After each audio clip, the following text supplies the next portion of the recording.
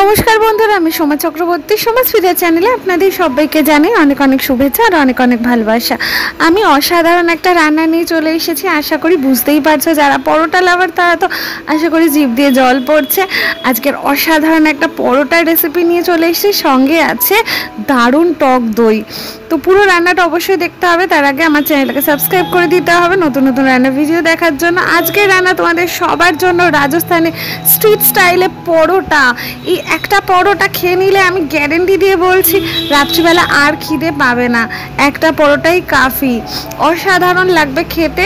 তার জন্য আমি প্রথমেই পরোটা বানানোর জন্য আমি ময়দা নিয়ে নিয়েছি। ময়দার মধ্যে নুন, চিনি আর জলের সাহায্যে ভালো করে মেখে নিয়েছি। আর ওপর থেকে একটু সাদা তেল দিয়ে দিয়েছি, খুবই সামান্য সাদা তেল দিয়ে দিয়েছি যাতে ময়দাটা শক্ত না হয়ে যায়। হ্যাঁ, তো এবার ঢাকা দিয়ে মোটামুটি আধ ঘন্টা মতন মেখে রেখে দেবো। এবার এই ফাঁকে দেখো আমার আলুটাও সেদ্ধ করা হয়ে গেছে। এবার হাতের সাহায্যে খুব ভালো করে আলুটাকে মেখে নিচ্ছি। হ্যাঁ, তো তোমরা এইভাবেই হাতের সাহায্যে মাখবে। হ্যাঁ, তো তোমরা গ্রেট করেও দিতে পারো।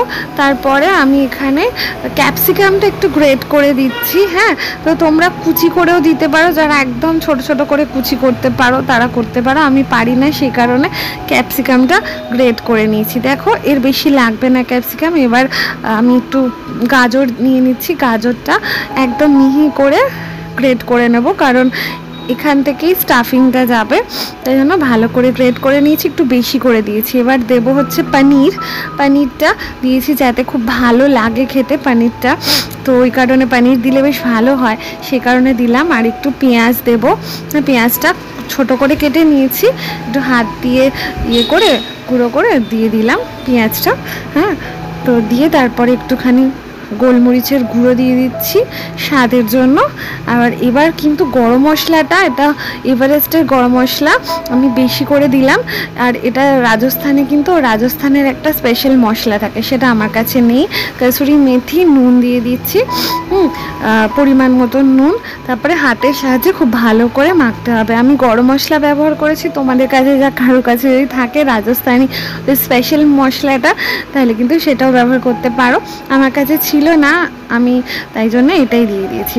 ভালো করে মেখে নিয়েছি। এবার ভালো করে 4খানা আমি চিজের কিউব আমি গ্রেট করে দেব, স্বাদটা যাতে দারুণ আসে সেই কারণে আমি 4খানা কিউব এরম গ্রেট করে দিয়েছি 3খানা পরোটার জন্য। হ্যাঁ, আর ময়দাটা নিয়েছি মোটামুটি হাফ কিলো মতন ময়দা নিয়েছি। হ্যাঁ, তো দেখো আমার মোটামুটি 4খানা হয়ে গেছে চিজ। এবার ভালো করে, খুব ভালো করে মেখে নিতে হবে যাতে সবটার সাথে সবটা চিজটা যেন মিশে যায়।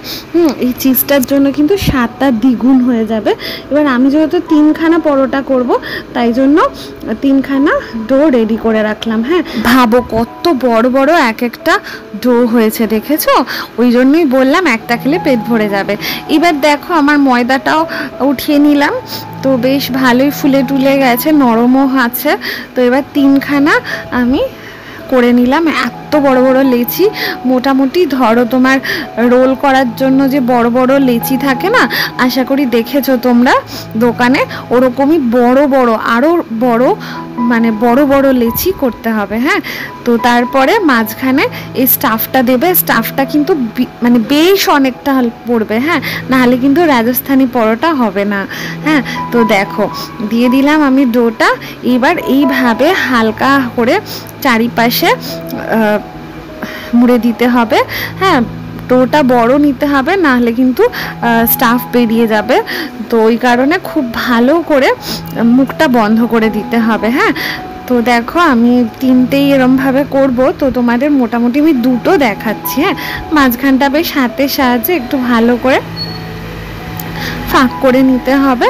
তারপরে এর মাঝখানে মোটামুটি দেখো এই বড় ডোটা, মানে আমরা যে বানিয়ে রেখেছিলাম স্টাফিংটা দিয়ে দিতে হবে। হ্যাঁ, এই স্টাফিংটা দিয়ে ভালো করে মুখটা বন্ধ করে দিতে হবে, যাতে পুরটা এখনই বাইরে না বেরিয়ে আসে।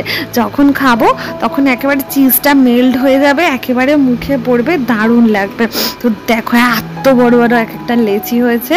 হ্যাঁ, তো এবার হালকা করে একটু ময়দা দিয়ে হালকা হাতে বেলে নিতে হবে। হ্যাঁ, খুব কিন্তু বড় করা চলবে না, খুব চাপ দিয়ে বেলা যাবে না, হালকা করে বেলে নিতে হবে। হ্যাঁ, আর এটা কিন্তু তোমরা ময়দা দিয়েই বেলো, তেল বা মানে কোনো ঘি ফি দিয়ে বেলতে যেও না, পারবে না।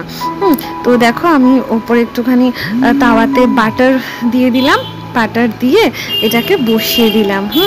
দিয়ে ওপর থেকে একটু বাটার দিয়ে দিচ্ছি। আচ্ছা, আমি এটা বাটার ব্যবহার করেছি, তোমরা কিন্তু ঘি দিয়েও করতে পারো। এটা কিন্তু মেনলি ঘি আর বাটার দুটো দিয়েই করে, আমি এখানে শুধু ঘি বাটার ব্যবহার করেছি। আর তোমরা কিন্তু ঘি আর বাটার দুটো দিয়ে করতে পারো। তো দেখো আমার একটা পিঠ হয়ে গেছে, আমি আরেকটা পিঠের জন্য বসিয়ে দিয়েছি। এবার দুটো পিঠই না খুব ভালো করে একেবারে লাল লাল হয়ে গেলে তাহলেই ওঠাবে। হ্যাঁ, একদম মানে সময় লাগবে কিন্তু মোটামুটি 15 মিনিট মতন, এক একটা 15 থেকে 20 মিনিট লাগবে এক একটা পরোটা হতে। দেখো একদম দারুণভাবে পরোটাটা রেডি হয়ে গেছে। আমি এরকমভাবেই আরও দুটো যে আছে সেগুলো ভেজে নেবো। হ্যাঁ, সেটা দেখালাম না, বড় হয়ে যাবে ভিডিও। এবার আমি টক দইটা রেডি করে নিচ্ছি। টক দই নিয়ে নিয়েছি মিক্সার গ্রাইন্ডারে। এবার দেখো টক দইয়ের মধ্যে গোলমরিচের গুঁড়ো দিয়ে দিচ্ছি। হ্যাঁ, আর দিয়ে দেবো হচ্ছে পরিমাণ মতো নুন, খুব বেশি না, খুবই সামান্য একটুখানি নুন দিয়ে দেবো। হ্যাঁ, দিয়ে এটাকে ভালো করে ঘুরিয়ে নেবো মিক্সার গ্রাইন্ডারে, একদম লিকুইড হয়ে যাবে, দারুণ লাগবে খেতে। তো তারপরে আমি ওপর থেকে একটু গরম মশলার গুঁড়ো ছড়িয়ে দিলাম। হ্যাঁ, টক দইটার মধ্যে, আর এবার আমি সার্ভ করে দিলাম। হ্যাঁ, এই টক দইটা যেটা আমি বানালাম, এইটা দিয়ে এই পরোটাটা খাবে আর আমার নাম করবে, অসাধারণ হয় খেতে। আমি কিন্তু বাড়িতে বানিয়ে খেয়েছি, তাই জন্যই তোমাদের সাথে শেয়ার করছি রান্নাটা। এটা এই টক দইটা দিয়ে যেটা আমরা বানালাম, এই টক দইটা দিয়ে যদি খাও তাহলে কিন্তু দারুণ লাগবে। নর্মাল টক দই দিয়ে যদি খাও তাহলে কিন্তু এতটা টেস্ট লাগবে না। আর স্টাফটা মানে স্টাফিংটা এত মোটা, তার জন্য একদম একটা খেলেই পেট ভরে যাবে। আর দারুণ মানে দুর্ধর্ষ স্বাদের হয় এই পরোটাটা, না খেলে কেউ বুঝতে পারবে না যে এই টক দইটার সাথে একদম পারফেক্ট। ভেতরটা দেখছো পুরো ভর্তি স্টাফিং, দারুণ হয় খেতে। অবশ্যই বাড়িতে একবার ট্রাই করো। আর না, একটা কথা বলতে ভুলেই গেছিলাম, পুরো চিজটা পুরো মেল্ট হয়ে গেছে, মুখে পড়ছে, দারুণ লেগেছে খেতে গো। অবশ্যই ট্রাই করো, ভালো লাগলে অবশ্যই আমার চ্যানেলের পাশে থেকো। সবাই ভালো থেকো, টাটা।